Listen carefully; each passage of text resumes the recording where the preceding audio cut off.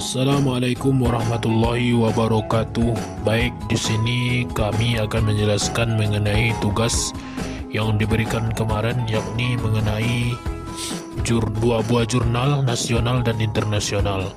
Di sini kami mengambil jurnal yang pertama, yakni rekrutmen, seleksi, dan penempatan dalam perspektif Islam.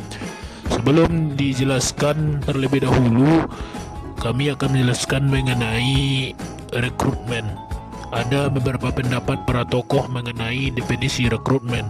Yang pertama yaitu menurut Werder dan Davis pada tahun 1996 menjelaskan bahwa rekrutmen adalah proses menemukan dan menarik para pelamar yang memenuhi syarat untuk dipekerjakan.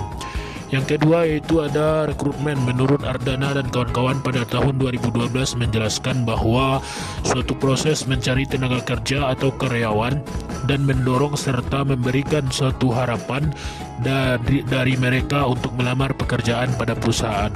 Kemudian yang ketiga, menurut Kasmir pada tahun 2012 menjelaskan bahwa rekrutmen adalah kegiatan untuk menarik sejumlah pelamar agar melamar ke lembaga. Nah, itu beberapa pendapat definisi dari para tokoh mengenai definisi rekrutmen. Selanjutnya penjelasan yang akan kami jelaskan yakni mengenai rekrutmen dalam perspektif Islam. Jadi Islam memandang bahwa proses rekrutmen merupakan persoalan yang krusial karena proses rekrutmen berpengaruh terhadap hasil kinerja dan pencapaian tujuan organisasi. Selain itu, Islam juga menyatakan bahwa proses rekrutmen harus dilakukan dengan benar dan baik agar tujuan rekrutmen untuk mendapatkan karyawan yang pantas dan patut dapat tercapai. Kemudian Rasulullah SAW juga menganjurkan untuk merekrut karyawan sesuai bidang ilmu atau keahlian dengan posisi yang dibutuhkan dalam organisasi. Tujuannya adalah untuk memposisikan orang di tempat yang sesuai dengan keahliannya, baik dari segi ilmu maupun keterampilan yang dia miliki.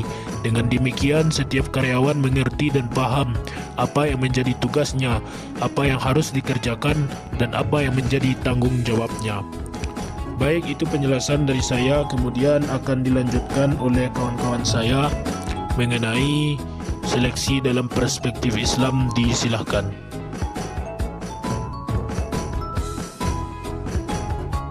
Seleksi dalam perspektif Islam. Proses seleksi merupakan tindak lanjut dari proses rekrutmen. Hasil rekrutmen yaitu berupa surat lamaran yang siap untuk diseleksi. Proses seleksi menentukan siapa yang layak diangkat jadi karyawan dan siapa yang tidak. Adapun kriteria orang yang pantas diluluskan dalam proses seleksi menurut perspektif Islam yaitu yang pertama, memiliki pengalaman dan kompetensi. Ialah yang pernah menggeluti, menyelami, sehingga mengetahui seluk-beluk dunia kerja dalam organisasi.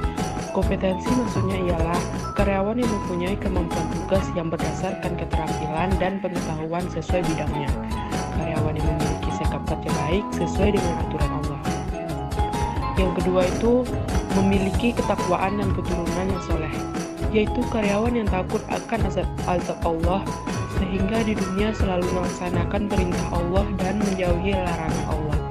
Karyawan yang memiliki keturunan yang soleh ialah yang dibesarkan dari keluarga yang memiliki pemahaman agama yang tinggi, sehingga karyawan memiliki fondasi agama yang kuat, yang tidak akan melakukan hal yang merugikan organisasi dalam pekerjaan yang dibebankan kepadanya.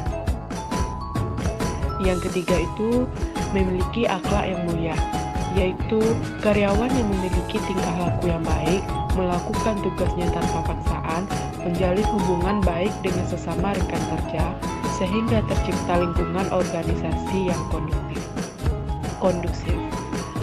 4. Memiliki argumen yang saleh. Ialah yang memiliki pendapat yang mengandung unsur kebenaran sesuai dengan pedoman umat Islam, sehingga memiliki ide-ide cemerlang untuk kemajuan organisasi. Yang kelima, tidak mengejar kemuliaan atau pangkat. Ialah ikhlas tanpa mengharapkan balasan. Karyawan yang tidak haus akan jabatan, tidak meminta jabatan kecuali diberi amanah. Yang keenam, memiliki pandangan yang luas atas suatu persoalan, yaitu memiliki pandangan yang luas atas persoalan akan memiliki kemampuan memecahkan masalah dengan berbagai sudut pandang sehingga masalah dapat diselesaikan dengan baik. Baik, itulah 6 kriteria orang yang pantas diluluskan dalam proses seleksi menurut perspektif Islam.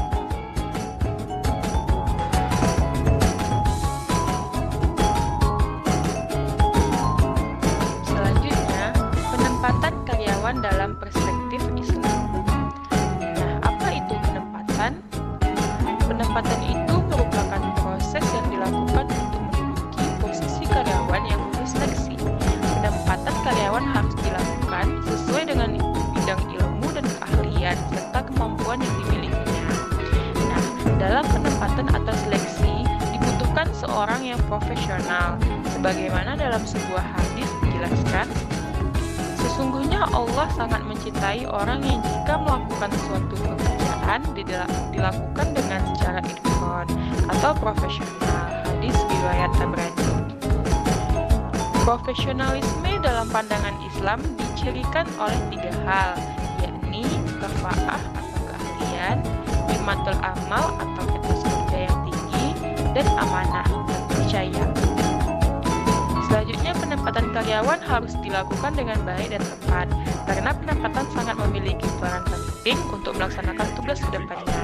Berbagai penelitian menyatakan bahwa ada beberapa faktor di antaranya. Yang pertama, ada kinerja, yang kedua, motivasi, yang ketiga, kepuasan kerja, dan yang keempat, prestasi kerja. Nah, selain penempatan karyawan sesuai dengan bidang keahlian atau ilmu yang dimilikinya, organisasi juga harus mempertimbangkan kesanggupan karyawan tersebut dalam melaksanakan tanggung jawab yang dipikulnya. Karena Rasulullah berprinsip tidak membebankan pekerjaan pada seseorang melewati batas kesanggupannya.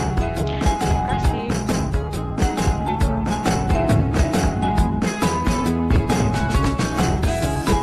Baiklah, saya akan menjelaskan mengenai jurnal yang kedua dengan judul Analisis Proses Rekrutmen dan Proses Seleksi Terhadap Kinerja Karyawan dari studi kasus PT Javas Tripta Sejahtera. Yang pertama yaitu rekrutmen. Rekrutmen merupakan usaha mencari dan mempengaruhi tenaga kerja agar mau melamar lowongan pekerjaan yang ada dalam organisasi. Rekrutmen merupakan proses pencarian dan pemikatan para calon karyawan atau pelamar yang mampu untuk melamar sebagai karyawan. Rekrutmen merupakan suatu rangkaian kegiatan yang dimulai ketika sebuah perusahaan memerlukan tenaga kerja dan membuka lowongan pekerjaan sampai mendapatkan calon yang diinginkan atau memenuhi kualifikasi sesuai dengan jabatan atau lowongan yang ada. Yang kedua yaitu seleksi. Seleksi pegawai adalah proses pencarian calon karyawan atau pelamar yang dimulai ketika para pelamar dicari dan berakhir jika lamaran-lamaran atau aplikasi tersebut diterima oleh perusahaan. Proses rekrutmen dan proses seleksi merupakan langkah awal bagi suatu perusahaan untuk dapat memperoleh tenaga kerja yang berprestasi dan berkualitas, sehingga dapat menunjang tercapainya tujuan perusahaan dengan baik. Yang ketiga yaitu kinerja. Kinerja pada dasarnya merupakan perilaku nyata yang dihasilkan setiap orang sebagai prestasi kerja yang dihasilkan oleh karyawan sesuai dengan perannya dalam perusahaan. Sekian pembahasan dari saya dan terima kasih.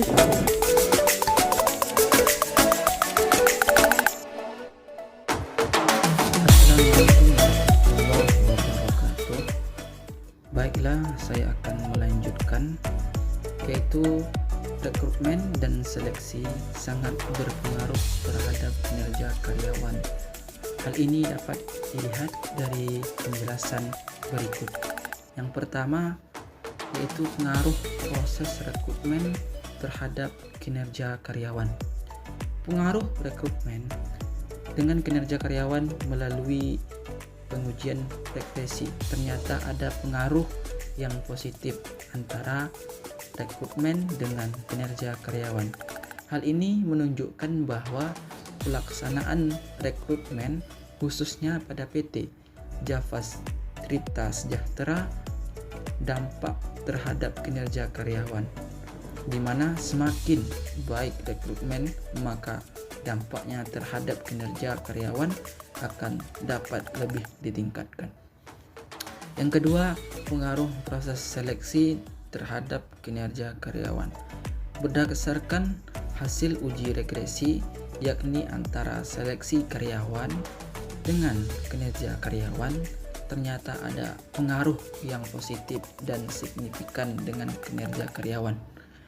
Proses seleksi dapat diikuti oleh peningkatan kinerja karyawan, sedangkan hasil uji parsial ternyata ada pengaruh yang positif dan signifikan antara seleksi dan kinerja karyawan.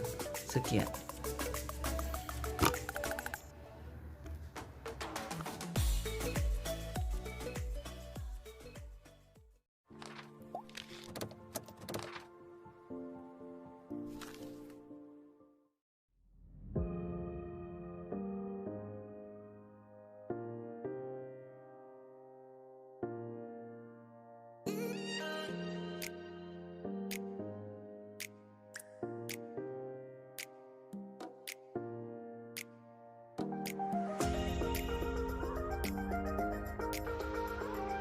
Assalamualaikum warahmatullahi wabarakatuh.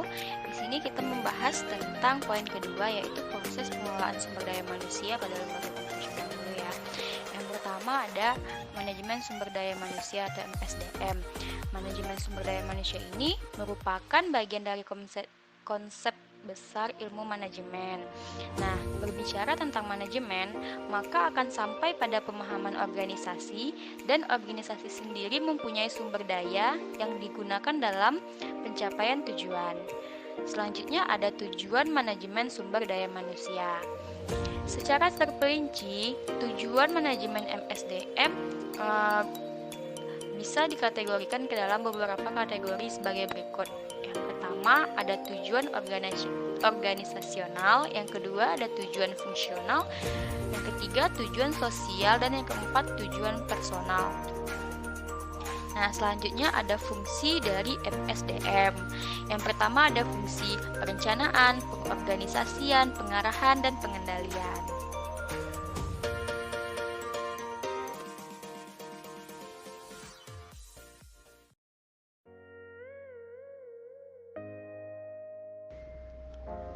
Dua, Maqasid syariah. Maqasid syariah ini merupakan prinsip-prinsip dalam penurunan syariah sebagai bagian dalam kehidupan muslim. Dalam hal ini, maqasid syariah akan menggunakan prinsip kaidah fikih sebagai acuan dalam pembangunan prinsip. Ada 5 kaidah usul fikih yang menjadi dasar dalam prinsip syariah dalam manajemen sumber daya, yaitu yang pertama, al-umur bil maqasidiha, atau segala sesuatu berdasarkan pada tujuannya. Ialah segala sesuatu itu bergantung pada niatnya, dan setiap persoalan itu berdasarkan pada apa yang diniatinya. Yang kedua, al-yakin la yuzalu bil al-syi'a, atau ialah apabila seseorang di antara kamu menemukan sesuatu di dalam perutnya, lalu ia ragu adakah sesuatu itu keluar darinya atau tidak, maka janganlah keluar dari masjid sampai ia mendengar suara atau menemukan bau. Yang ketiga, al-masyaqqatu tajlibu bil al-taysir, atau keberatan itu bisa membawa pada kemudahan. Ialah Allah menghendaki kemudahan bagi kalian, dan tidaklah Allah menghendaki kesukaran, karena hanya dengan kemudahan orang akan mampu melaksanakan kehidupan dengan tenang, sehingga setiap sesuatu yang memberatkan harus mampu dirubah menjadi sesuatu yang memudahkan. Yang keempat, al-doruru yuzalu, atau kemadorotan itu harus dihilangkan. Maksudnya kaidah ini adalah bahwasanya segala bentuk kemadorotan itu harus dihilangkan. Maksudnya tidak boleh berbuat madorot atau bahaya terhadap diri sendiri maupun terhadap orang lain. Yang terakhir, al-adatu muhakkamah, atau adat kebiasaan itu bisa menjadi ketetapan. Maksudnya kaidah ini adalah bahwa kebiasaan itu bisa dijadikan sebuah pedoman atau hukum. Kaidah ini berangkat dari sebuah sabda Nabi yang berbunyi, apa yang menurut kaum muslim itu baik, maka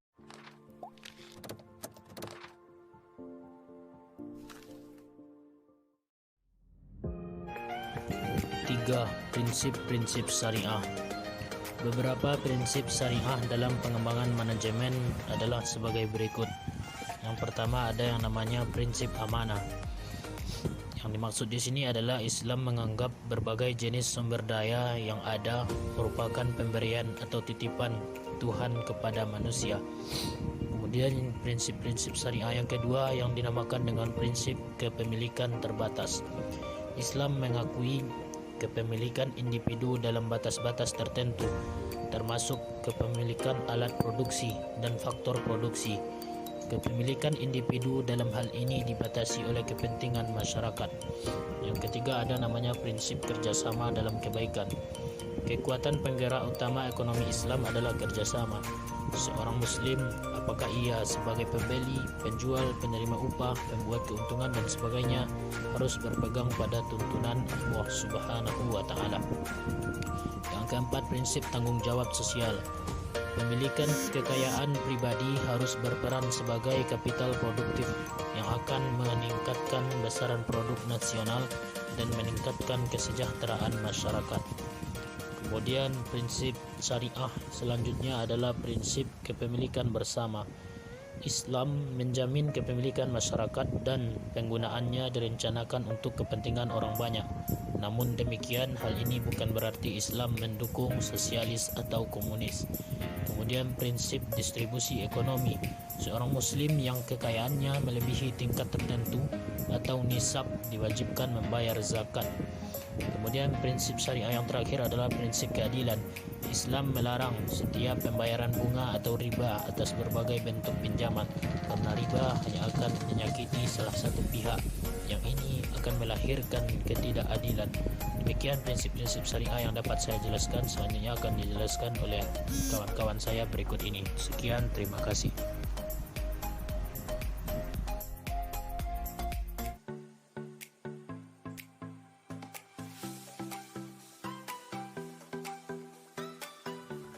Baiklah, saya akan melanjutkan yang keempat, yaitu profil objek penelitian. Objek pada penelitian ini adalah sebuah usaha yang termasuk pada kategori UMKM atau usaha mikro, kecil, dan menengah yang bernama Udi Setia. UD atau usaha daging merupakan salah satu bentuk badan usaha yang dimiliki oleh satu orang saja. Terima kasih.